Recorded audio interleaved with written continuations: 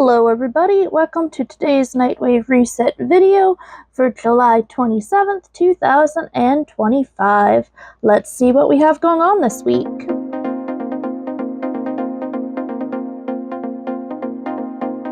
In the objectives this week, as always, we've got kill 500 enemies, complete 15 missions, kill 30 Xmas units. These 3 are here every week. Please make sure that you're doing them because you cannot get them recovered, unlike any of the other objectives. So just make sure that you're doing those to get your points if you still have rewards to get or want to get more credits. Then we've got unlock relics. Unlock 10 relics. This is the easiest points you will ever see for a Nightwave.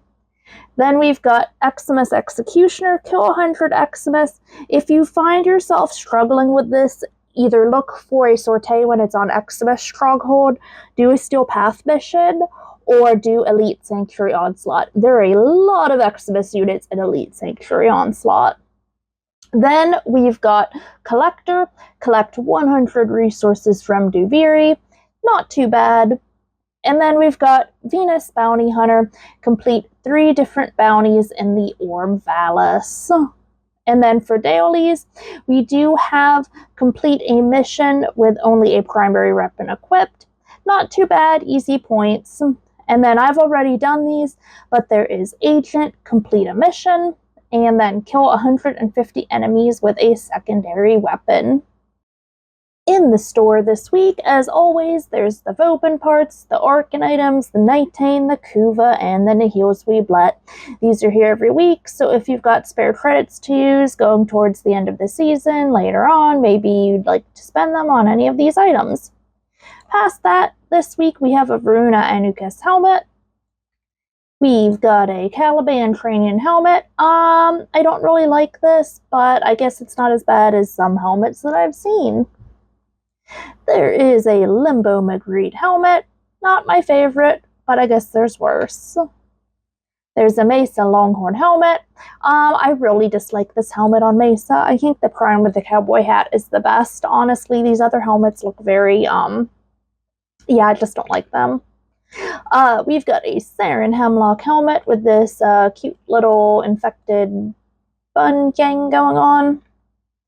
We've got an Ember Backdraft helmet with the little, this interesting piercing here. It's not really my favorite, but you know what? It's an interesting helmet. We have an Ember Phoenix helmet. This one I do like a little bit better just because I like the mohawk that's going this way. Then we've got the Corvex Rex Part helmet.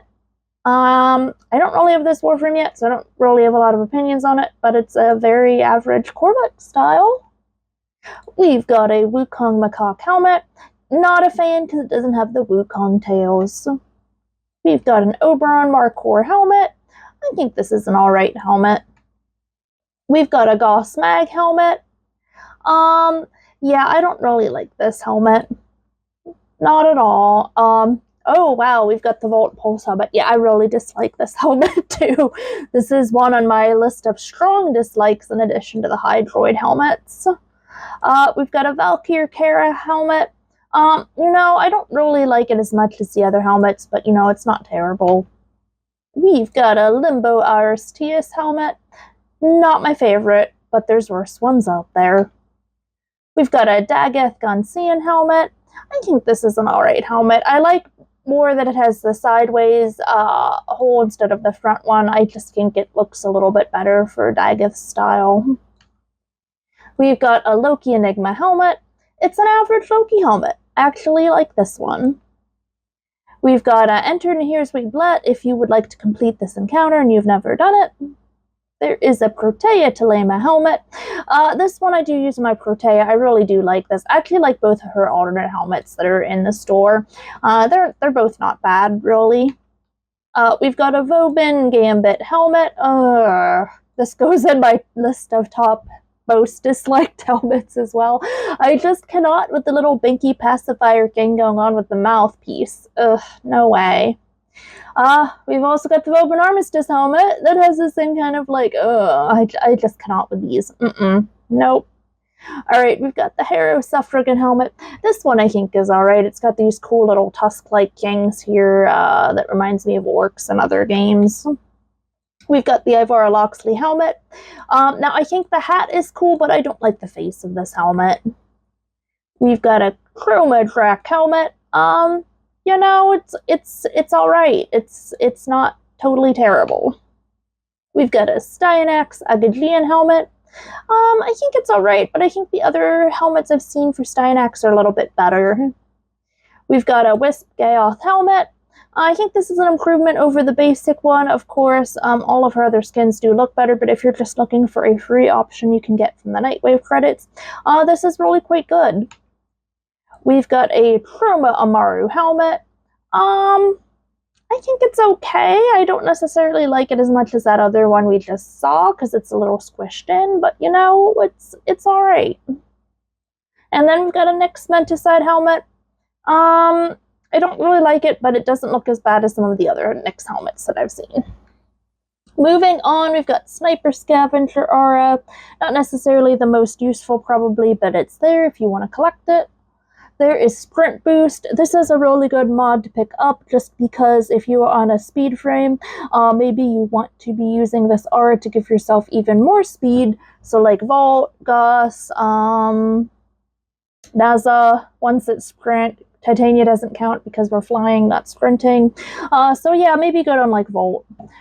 We've got Physique. I think this is a good one to pick up. I mean, obviously there's better options, but if you don't have anything else and you don't have Aura Forma to change the polarity of the Aura slot, maybe you just want to try this out. And then we've got Efficient Beams for the Convectrix. We've got Bursting Mass for the Mutalist Quanta. We've got Eximus Advantage for the Xylock. Not sure how useful that is because it's headshots on Eximus enemies only. Then we've got Creamer's Bond, which is an aura. I recommend everybody picks this up. It's a universal polarity with the little, you know, the little squiggly circle lines. It can go in any slot. So if you've got literally nothing else to use, I definitely recommend that you get it. We've got a Karak Desert Camo skin if you like this weapon. We've got a Tonkor Desert Camo skin if you like this weapon.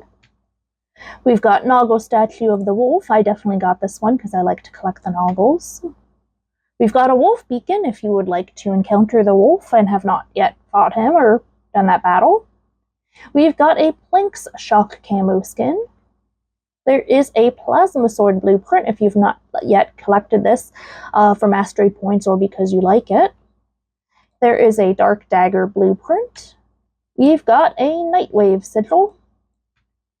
There is a Krau's Kuberdon Floof, just a happy little fellow and always a good use of credits if you've got nothing else to spend credits on. We've got a Falcor Shock Camo skin if you enjoy using this weapon, and whoa, what is up with this preview? It's not even showing it. There we go. I don't know what was up with that. We've got Purifying Flames for Ember. It's a good survivability mod. We've got Focused Acceleration for the Tetra. We've got Deceptive Bond for Loki, decent survival mod. And then we've got Brainstorm for the Tricata. That is Tricata singular, not the twin Tricata. And then this week, the Saturn 6 piece is the shoulder plates. If you did not play during the season, all of these armor pieces have been rotating through this store. I believe we're currently going through the third rotation, and some weeks she does have more than one piece on offering in the store. So if you're missing any of these armor pieces and you want to pick them up, it would be a great time to do so. That's it for this week's Nightwave Reset video. I hope this information helped you, and as always, I'll see you in the next video.